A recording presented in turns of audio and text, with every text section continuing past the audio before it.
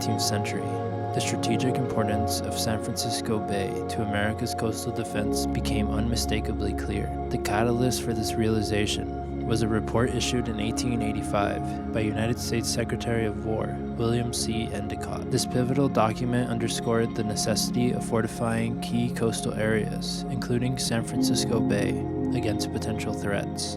The process of establishing a military reservation near Point Lobos began with careful deliberation and strategic planning. Colonel George Mendel, the Army engineer officer tasked with defense construction in the San Francisco region, selected a 73-acre tract of land for fortification in 1890. This land, owned by the city of San Francisco since 1868 and previously serving as the Golden Gate Cemetery, was strategically located on one of the southern headlands of the Golden Gate. After a series of negotiations and legal maneuvers, the federal government successfully condemned 54 acres of this land in 1891. However, the land remained dormant for several years. The turn of the century saw a flurry of construction activity at the site, spearheading the transformation of the reservation into a fortified stronghold.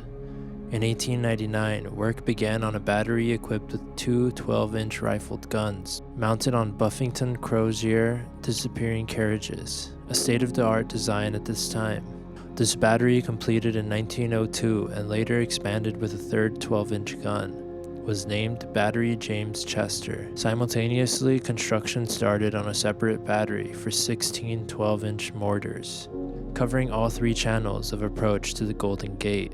The reservation was officially renamed Fort Miley in 1900 in honor of Lieutenant Colonel John D. Miley, a distinguished military figure who had passed away in Manila the previous year. The strategic importance of the fort's coastal defenses was called into question in the late 1930s.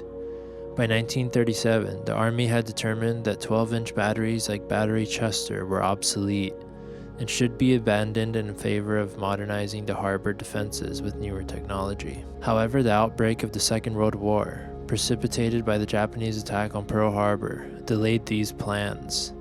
Despite being deemed outdated, Battery Chester and its guns continued to play a vital role in coastal defense until 1943. The victories in the Pacific War that year significantly reduced the perceived threat of an enemy attack on San Francisco, leading to the decision to salvage Battery Chester's guns. Welcome back, guys. We're checking out Fort Miley right now in San Francisco.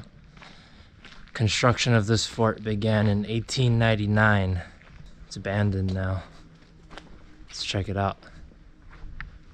If you're enjoying the video, make sure you leave a like, subscribe. Goes a long way. Thank you. Now let's see what we find. And like some of the forts in Southern California, the overall purpose was to protect the coast, the west coast, especially from Japan, submarines, things like that during World War II. I'm imagining back in the day, none of these trees would have been here, so that they could have a direct line of sight to whoever's coming in. Probably would have been people stationed in here.